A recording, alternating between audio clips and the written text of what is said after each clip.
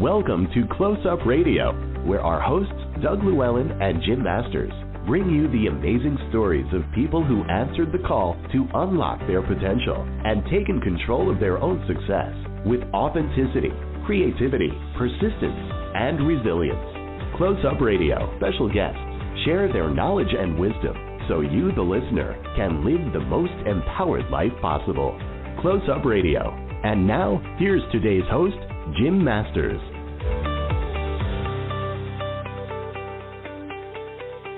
It's a pleasure to have you with us today, live on the award-winning Close Up Radio, which is a service and a broadcast series of the Telly Award-winning Close Up Television and Radio, 2 p.m. Eastern here at the Broadcast Center, 11 a.m. Pacific. Thanks for joining us, everybody, all around the world, for a fascinating conversation we have coming up. It is August 31st, 2021, the last day of August. Here comes September. Are you ready? We are. And thanks for being with us. We've got an amazing guest joining us here on the show, Andrea Todaro. She's a multi-dimensional achiever and president of Innovative Placements, a woman with more than one life passion, a lifelong New Yorker, Buffalo native to be exact. She explored two of her ardent interests. Those ardent interests are really incredible, too, because she discovered them in her undergraduate studies at SUNY, which is the State University of New York system, in Fredonia, music and psychology. And Andrea later received a master's degree from Villanova University, where that really enabled her to achieve her dream of helping people and also engineering their growth, which is so incredibly important. In 2001, she had founded Innovative Placements, which is a company that places people with a wide range of qualifying conditions in fulfilling employment. Now, the flexibility and revenue Andrea enjoys from this profession liberates her to also be an opera singer. That's right. Andrea notes that in her early music and dance classes, she learned lessons about poise and confidence and reaching outside of one's comfort zone, which is something we all should do from time to time. These are lessons that she passes on to her clients in one-on-one trainings and group workshops. Such coaching services are part of what Innovative Placements offers to the large number of Americans whose aspirations might be compromised by a disability, or disabling condition. And we know what's really wonderful, too. She really adores meeting people with disabilities and experiencing this new level of humanity. She understands truly the human condition. She takes delight in watching people reach their potential. And she's sort of like a conduit, a facilitator in so many different ways.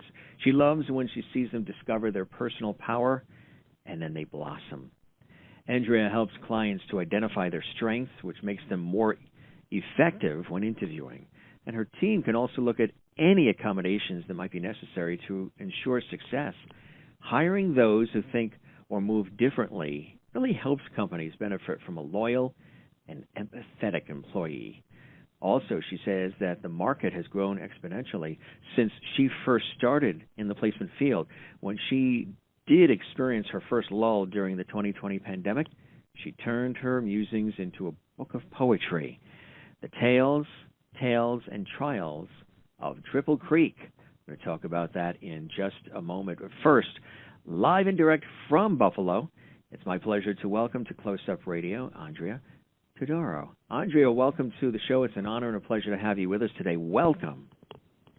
Oh, welcome. Thank you so much, Jim. I am so incredibly honored and excited to be on your show today. I just can't even believe that this is real, to be completely honest. I've watched your shows in the past, and I love how you coined the word levity and levity. I use the word levity as well, and I thought, boy, we are resonant souls, in using that word. And I have to say, you introduced me inimitably well. So I almost don't even know where to go from that, because I feel like you covered all the bases. But I'm sure there's a lot more depth for us to plumb together today. I am so excited to be here. And I felt like we had such an amazing consonance over the phone during our little preamble there, when we got a chance to get to know each other before the show and talk a little bit, I felt there was such richness in our conversation. And I so appreciate that. I really do. So thank you. Well, that's our show, folks. Thanks for joining us. That was fantastic. How are we going to top that? You've said it all, and you've said it beautifully. And if you like the way she said what she just said, folks, she can do the same for you. Make you feel like $1 million in 5 minutes or less.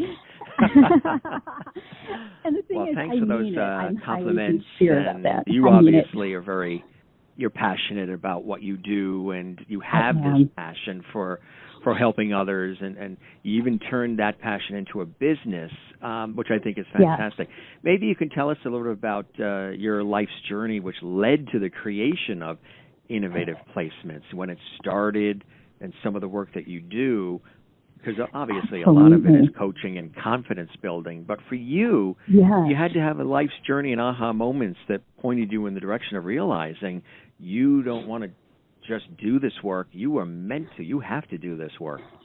Yes, I really feel like it's my soul's code and my charge, my personal charge to do this work and to fulfill this life's mission and helping others. And I feel like we all have that kind of soul's journey and code. Whether we think on spiritual terms or not, we all have a charge to help others in meaningful ways through what we do, and to collectively co-create together, to have that experience together and helping to enrich each other's lives. And I have to say that Innovative Placements has enriched my life, tenfold, exponentially. So it's given back to me in beautiful ways as much as I've given to it, and Innovative Placements originated back in 2001, and it was born out of my need to forge out and balance my opera singing with the human services field that I was pursuing at the time and enjoying immensely. So when I was in the human services, I was kind of caught at a crossroads where, I was either going to be the manager of a group home helping people with disabilities, namely intellectual deficits, helping them in all aspects of daily living and personal care and recreation and everything. However, I really felt more of a calling toward working as an employment specialist, and a gentleman who was an incredible opera singer, basso, Tony Bellissimo, or Tony Most Beautiful, we used to call him because he enjoyed being called that, enjoyed being patted on the back. He had performed with me in the Kavanoki Theater in Buffalo on a professional show, and he said, hey, why don't you come down and interview for an employment specialist position, helping people with disabilities find employment, or now they say varying abilities, differing abilities, which I like a lot better. And I even want to have shirts made saying, don't diss my ability, because I think that's more apropos. But anyway, he kind of reeled me into the field, and I'll tell you, it was kismet from the word go. When I met with the coordinator of the department, I absolutely fell in love with her and the experience of just what they were offering, the nature of the role, and it integrated the marketing piece and bonding with employers and being innovative, which is why my company is called Innovative Placements, and the creativity component of looking at adaptive equipment for people with disabilities and helping to problem solve and overcome barriers through creative means. And it also integrated my passion and my love for humanity and helping me develop that humanity and humility that I may not have potentially developed had I not pursued this field. So again, it's given back to me in ways that are just immeasurable, and that I can't even quite, it's like it's ineffable, I can't even quite, expound on that fully. And so, then I decided, I'm really becoming more of a veteran in the field after 5 or 6 years of being here, but I don't really want to oversee a department of 20 people or 40 people and get away from the hands-on nature of the work. I love the direct client contact. I love working directly with people with disabilities and helping empower their potential. So instead, I forged out to create Innovative Placements, as I'd mentioned before, in 2001. And we are a full-service third-party company that works as a vendor, a provider or contractor with 2 State Department companies, organizations, and they actually are the source of our client referrals. So, we get probably about 120 to 130 clients through these different agencies, state agencies, and we work with people with all types of disabilities, on the spectrum, visual impairment and blindness, hearing impairment, pretty much everything. As I mentioned, autism or on the spectrum, we work with people with cerebral palsy, but typically the people that we work with are a little more on the professional end. They usually have degrees or advanced education, and they are a large cross-section of individuals from a number of different backgrounds, IT, customer service, healthcare, pretty much across the board. And so it's like the general population. They just happen to have, what used to be referred to as a disability, but now is evolving. So that's what I do in a nutshell, and that's how it originated. It was born out of my passion for the work I was already doing with companies, and I said, I want to go full throttle with this and develop my own business. I want to get away from some of the minutia that takes me away from the client contact. I want to get away from the early morning gripe session staff meetings, and I just want to work directly with clients and serve them in the best way I know how. So that was it. That's how it was born. Gee, I wish you were passionate and enthusiastic about what you do. You're incredibly passionate, which is fantastic. I mean, it's wonderful. What are some of the qualities you feel that make a differently abled person such an ideal employee? And is it true that the pandemic itself has positively shaped attitudes on hiring your clients? Absolutely to both of those questions in terms of, I really think that hiring those who think or move differently, as you mentioned, or have a, quote, disability, is not only a good thing socially, but it also helps companies benefit, as you mentioned, from a loyal and empathetic employee. And I think that's incredibly important, that it makes good business sense, and it really truly does. It's been scientifically proven through numerous studies since the early 1980s and beyond, I should say, probably dates back to the 80s. And then it also, on the other side of it, is a great social pursuit because it helps in all ways in our society educate, empower and provide sensitivity awareness to the general population on how motivated, loyal, adaptable, and valuable people with disabilities are. Numerous studies have cited, and I've noted throughout my 24-year tenure, I've noted how people with disabilities typically, they are going to show up to work on time. They're going to be dedicated and loyal, but not only just that.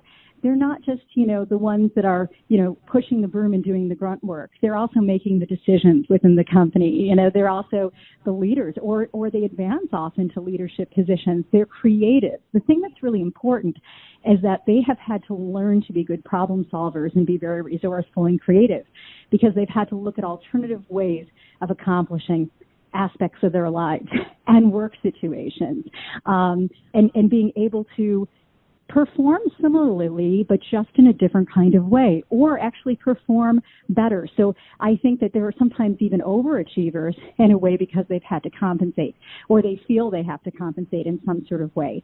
The final thing about people with disabilities that I've noticed, and I mentioned this previously, is that they're highly, highly empathetic, and they really understand. As I said, they have a sense of humanity and humility. They understand the human condition, and they're going to put in that kind of relationship building with other employees and really get in there and get in on the front lines to understand them fully and to empathize with their employers. And the bottom line is that, from a statistics standpoint, we're really, really thriving in that people with disabilities, I'll tell you, we have a 94% placement success rate for those who last at least 6 months on the job. And it's not necessarily just because we make great employment matches, but it's because the people we work with are that good and that capable and also follow their intuition and help them follow their intuition toward the right kind of field and position. So that's it kind of in a nutshell as to why employers should hire them. There's so many reasons, but I think those reasons kind of are the preeminent ones, and then we would kind of look at maybe examples of some of those as well if we had more time. But that's that's how I feel, and what I've experienced, as I said, on the front lines of helping people with disabilities find employment, where the rubber meets the road, but also what statistics have proven throughout the years. So Jim, you can take it from there. I don't know if you have questions. Incredible. In regards. Really? That is incredible. It's obvious that innovative placements is such a major part of your life, and it's even led to numerous industry awards and recognition. But you also have other interests, too, even a second career with all of this, right? You were mentioning the music and the operatic performances. That's fascinating, because music is a great healer, unifier, and universal language as well. Yes, absolutely. And that was one of the reasons why I forged out to create my own business and originated that, because I wanted to fold the opera singing into that. And I said, how am I going to be able to combine these two forays? You know, I've got these great fields I enjoy very much. And I really want to still pursue the opera, which is, you know, it's funny because when I'll sing, people will say, oh, this must be your ultimate passion. And I'm like, well, but not really. Innovative placements is too, you know, and working with my population of people who are, you know, so extraordinary in many, many regards and have varying disabilities. But the opera is also soul food and helps me express some other areas, maybe the right hemisphere of my brain, you know, maybe expand my creativity, and they fold into each other. So the nice thing about the work that I do is that I can take some time out. I can take a little reprieve, have my staff cover for a couple of weeks, a week here, a week there, and I can go and pursue the opera delight. So I can, you know, forge out and travel to Italy like I did in 2016 and 2017, and I can sing a major opera there. Opera's there. So I sing with operas organizations. Yeah, I've had a couple opera organizations that have picked me up and that have been extraordinary to sing with on the International Young Opera projects, and they have been so much fun. So I've gone to the small town of Monte San Savino, which is nestled in the Tuscan Hills, and had an amazing time touring all throughout Italy and experiencing the flavors of Florence and Milan, and as I said, Monte San Savino, and all of those areas surrounding, and, you know, going on an opera tour. So that's been, you know, one experience. The other I had was I was able to sing inside the Great Pyramids a little bit when I was there in Egypt on a spiritual retreat. And I've sung in Spain in some of their famous cathedrals and also in some of the local hotels there and clubs. So I've, you know, sung a little bit internationally in various places. I sang on the Great Wall in China, which was fun, you know, a little impromptu, you know, for the group. But then I've also performed in opera productions with New York Lyric Opera, Central Florida Lyric Opera, Buffalo Opera Unlimited here in Buffalo, Nickel City Opera, to name a few, and a lot of local shows. So I like to be a turnkey for inspiration so that people can say, hey, you know what, I can do this stuff too. I don't need to have one stream, or I don't need to have a monotone career. I can absolutely add some flavor to it and play with the possibilities. Does that make sense, Jim? Like, I don't feel as if people have to have one sole identity. And I think increasingly in our culture, we're becoming very diversified as individuals and as a culture as well. So we realize there are these different layers to us, these different talents that we need to express within this one lifetime that we have. And how do we do that, right? So, That's right, exactly. Yeah. And you're obviously doing it through your talent and skill set and your thirst for life, which I think is very, very beautiful. You know, speaking of all that, this past year or so, we've all had to adjust big time, and folks with disabilities have been making adjustments really their whole lives. They're experts at it. Let's talk about that a little bit. I mean, did you have to make any adjustments in your life and business as well? Absolutely. I had to pivot for a moment.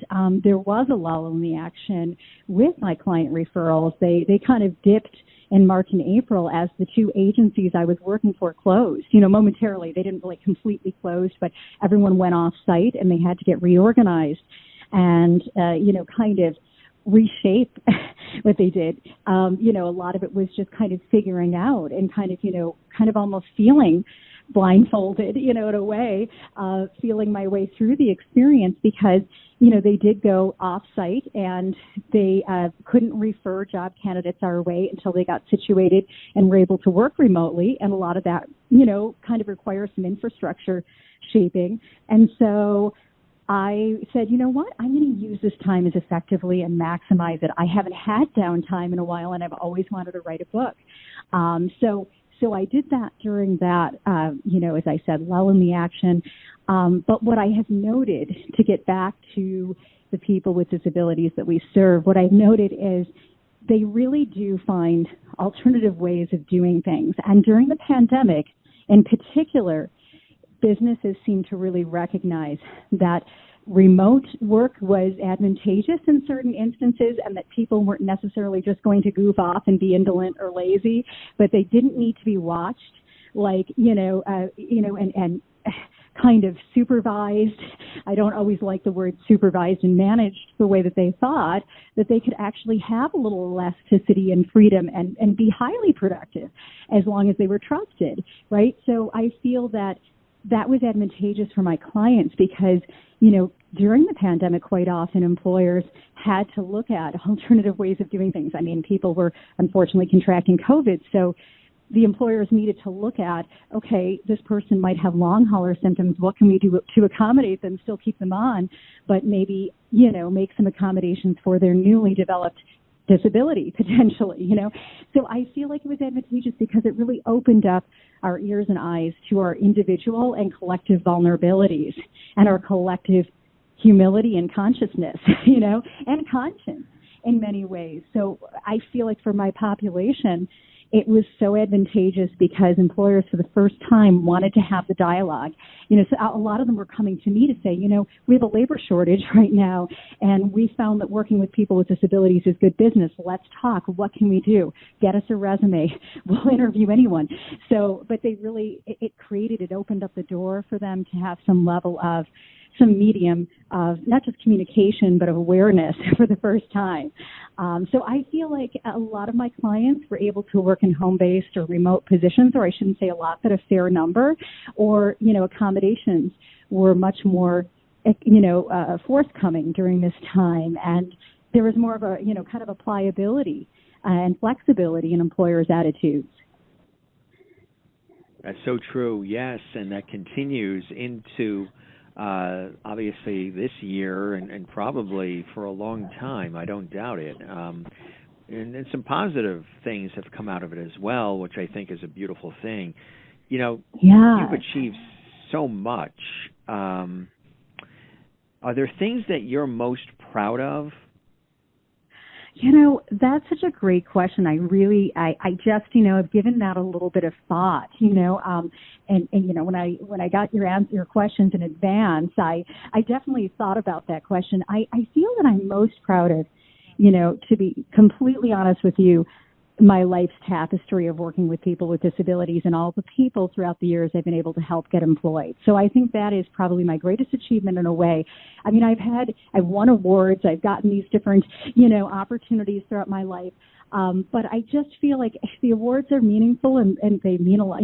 They're substantial. I appreciate them. But really it is the actual work, the daily labor and the work and the daily triumphs, the daily celebrations of people that have become employed that I can now go out with, treat to lunch, and we can celebrate together. And we can, they can be our next success stories, and they can teach other people, mentor and teach other people how to do it. So it's actually just, as I said, the daily experience and how many people we've been able to place successfully in the workforce and where they are now. Like seeing someone transform is absolutely amazing to me, from their former, sometimes a shell of who they were previously, if they've been in a car accident or suffered a workplace injury, or they've had, some negative experiences, maybe a divorce that lent itself to some depression, led to, disappointment and anxiety, so that they had to seek mental health services.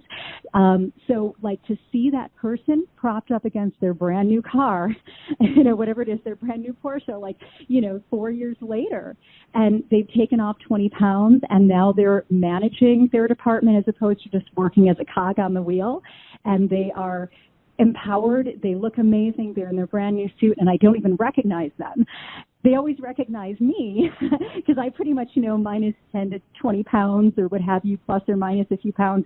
I look exactly the same, have the same little sweep of hair, maybe a couple extra wrinkles, but I don't even recognize them when I see them. They're so ignited and excited, and they're completely transformed. They are speaking with confidence and authority. And just to see that is, I think, my biggest accomplishment, to see that person thrive and beaming and come to our meetings, our workshops to, again, empower other clients to reach the same, latitudes of success.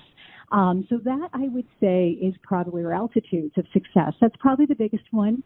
I would say the other big accomplishment I've had, I think, is in the opera realm. I don't feel that I anticipated I would play leads in operas and that I would be on major stages the way I have at times in my life. I feel like I've been hurled into situations where I felt I was very out of my element, and I wasn't a music major in college. I just kind of made it through the back door. I decided to be a psychology major and kind of keep my feet on the terra firma.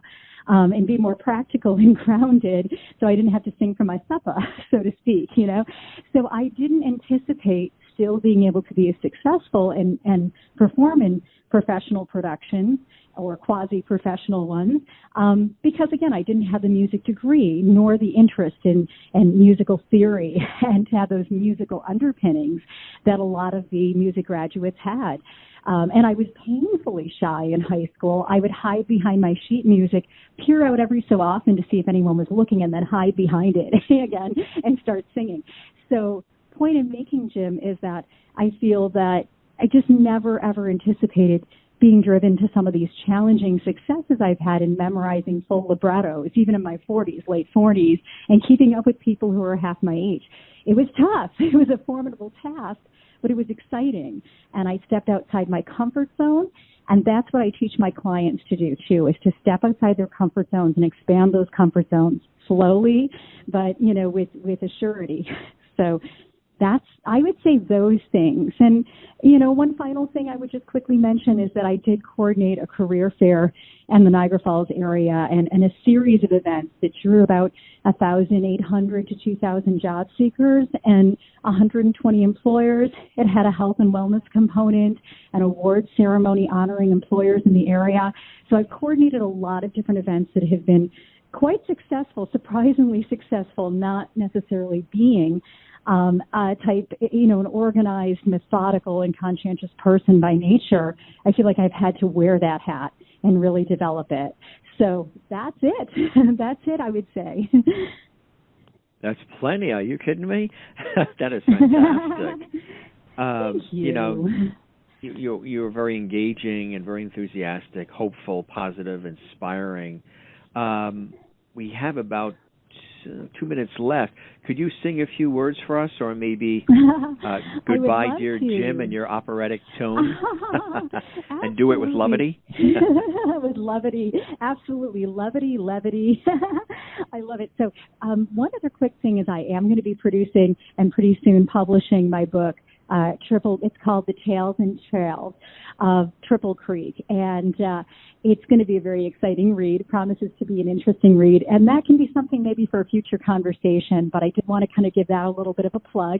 I'm really excited to have that on Amazon. Amazon, and what is your Amazon, website Barnes if people and Noble. Want to connect on your website? Yeah, it's a great question. For innovative placements, it's www.ipswny.com. It's pretty straightforward, right? So just to get to the opera real fast, let's see here. I'm going to go with O mio bambino caro. Sound a little warbly on the phone, but we'll do our best. O mio bambino caro, mi piace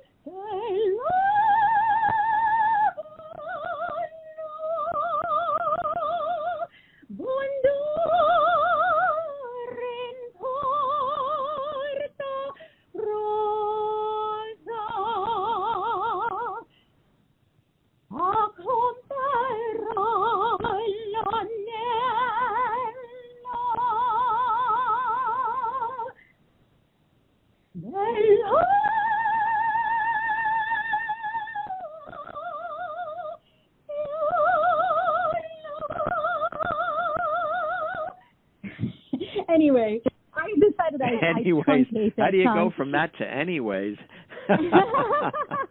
Anyway, I just threw that in for effect. Hilarious. That's like honestly. Amazing. No, I think all of the windows like in the studio shattered. On the back. Yeah, I know. I sounded a little like Tiny Tim on the back of a pickup truck. I have to admit, there was definitely it was really like this good. thing. And then there was this, like, there's a buzzsaw or some construction work going around outside, and there was also a fire engine that was competing for my high C going down the road. I thought it was another soprano moving in. All of that was happening right now? Simultaneously, indeed. Wow, we didn't hear any of that. We just heard your voice. We just heard your wonderful voice. Oh, thank you so much. Well, this was a lot of fun, and thanks for doing that. And again, we encourage folks to make connection with Andrea, and you're a breath of fresh air, and it's easy to see why you've received the recognition as one of the women of influence in Buffalo business. It makes total sense. Hopefully we'll chat some more down the line. Maybe hear some success stories, testimonials. That would be awesome. I would and again, we love that, Jim. I encourage would love folks that. to look for the book of poetry that's also coming out, The Tales and Trials of Triple Creek, being published shortly. So Triple Creek, not it's going to be, I tell you, yes. And Amazon and other places where people are going to be able to get it. Andrea, thanks for joining us on the show. The 30 minutes went by in a New York minute, but the entire episode is recorded in its entirety so people can hear it in full if they listen to it in the archives as well. This was a delight, and thanks for joining us on Close Up Radio today, and hope we chat much more down the line. It would be a pleasure. I can't wait, Jim. I'll tell you, I am beaming from ear to ear. You're an absolutely fantastic host. I am just overwhelmed with joy today. I don't know. I usually am pretty charged and pumped up with my business and experiences, but I'll tell you, you really just gave me that extra spinal realignment, I guess. I felt like I got a cosmic hug from you. Thank you so much. You're amazing. Oh, my pleasure. My pleasure. A cosmic hug and no copay. Right? And no COVID. I hate to say no COVID. That's it, exactly. Stay away from that. You be well, Andrea, and it was actually really a delight and an honor. And to keep doing what you're doing. You're lighting up the world with your positivity. Thank you. We will share again down the line, I'm sure. You have a terrific day, okay? You too, Jim. Thank you. Bye. Bye-bye now. Andrea is here, and we're so excited to have her here, and she's amazing. Her website, I'll spell it out for you, ipswny.com.